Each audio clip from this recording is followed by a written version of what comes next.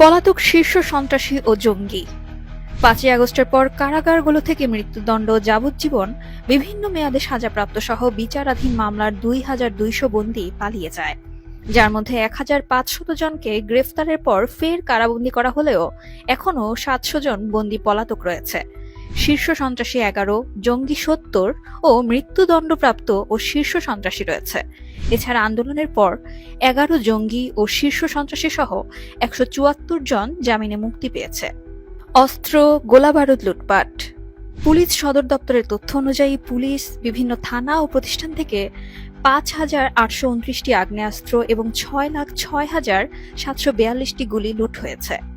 এর মধ্যে ৩,৭৬৩টি অস্ত্র এবং ২,৮৬,০৬২টি গুলি উদ্ধার করা হয়েছে, অর্থাৎ ২,০৬৬টি অস্ত্র এবং ৩,২০,৬৬০টি গুলি নিখোঁজ রয়েছে।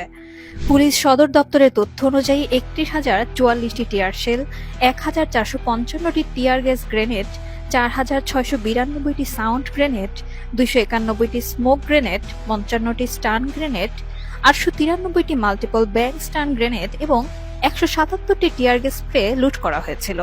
কারখানা বন্ধ ও বেকারত্ব বৃদ্ধি।